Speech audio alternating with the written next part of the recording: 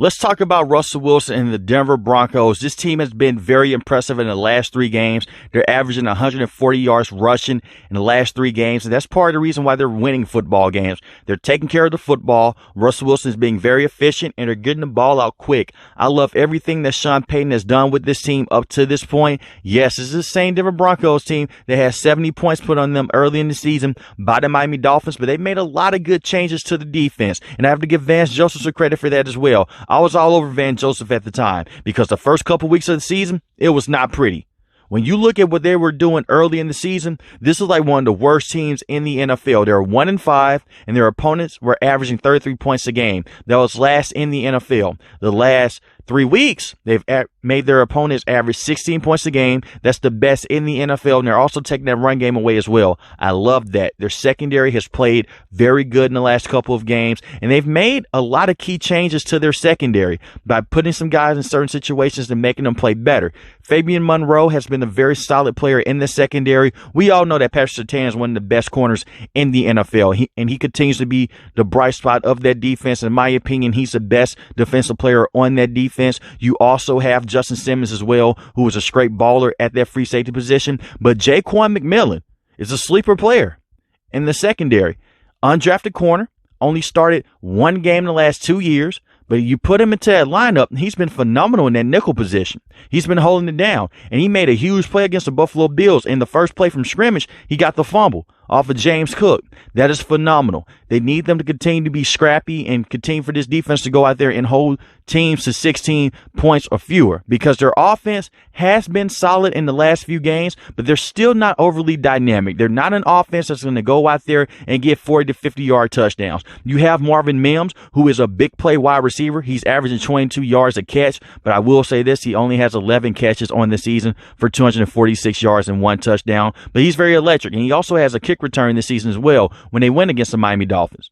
So he's a very good wide receiver to look at. Cortland Sutton is obviously wide receiver number 1 with this team. He had the beautiful catch against the Buffalo Bills. He has 433 receiving yards on the season and 7 touchdowns. He's averaging 10 yards a catch. And Jerry Jeudy still hasn't broken out to where he needs to be at, in my opinion. 374 receiving yards on the season and 1 touchdown. But he had that crucial play against the Buffalo Bills. He burned Teron Johnson straight off the line of scrimmage. It was 0 blitz.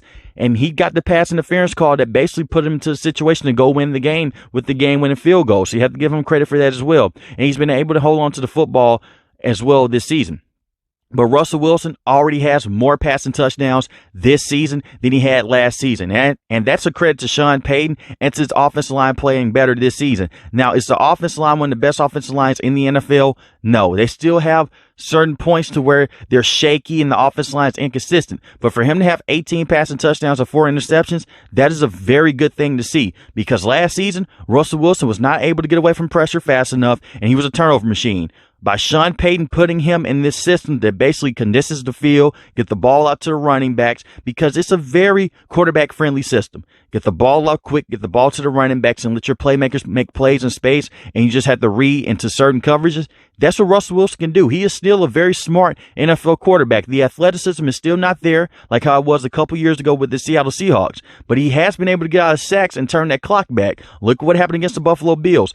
2 of those passing touchdowns were impressive. The one where he got out of the pocket, threw on a tight rope, scraped to Cortland Sutton. He got his feet down in Tyler Lockett type of fashion. You know all those plays that him and Russell Wilson were able to do when he was with the Seattle Seahawks. Then there was another situation in this game. Pressure right in his face. He stood in there, took the hit, delivered the ball to the running back. Touchdown. So all that they have to do is to continue to be efficient on the offensive side, and their defense can play at this pace and continue to get turnovers, they'll be in a very good situation. This team also lead the league in turnovers in the last 3 games as well. And that is something to look at with this defense, because they have won against teams like the Buffalo Bills. Now, Josh Allen is a turnover-prone quarterback, but for you to go out there and to force him to get all those mistakes out the way and you still be able to go out there and win the game, that's very impressive. And there was a lot of mishaps that happened as well in that game. The kicker missed a field goal, and he bobbled the snap as well. So those are points that were missed on the board for the Denver Broncos. You still found a way to go out there and get the win.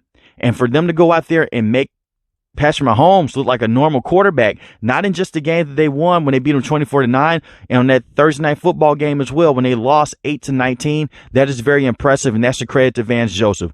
Give Sean Payton and Vance Joseph a lot of credit for keeping this team together, because you could have easily fell off the map and could have been one of the worst teams in the NFL after you had the Miami Dolphins score 70 points on you. That's a good credit towards the coaching staff and to Russell Wilson as well to keep things positive and to keep those guys going on the field. And Javonte Williams missed a good portion of last season dealing with a torn ACL. He's been a phenomenal running back with this team. They're averaging 140 yards rushing during this 3-game winning streak. They need to continue to do that, make life easy for Russell Wilson, get the ball out quick. And if this defense can continue to play at this pace, they're going to be in a very good situation. I'm not saying that they're going to go out there and make a deep playoff run, even make the NFL playoffs, but this is going to be one of those teams that's going to be hard to beat, and they're going to be very annoying to face as the season comes closer to an end. We're at the halfway point in the season right now, and this team is almost at 500. But let me know in the comment section below how you feel about Russell Wilson and the Denver Broncos. If you're new to the channel, hit the subscribe button. If you like the video, hit the like button. Most importantly, I want each and every last one of you guys stay safe,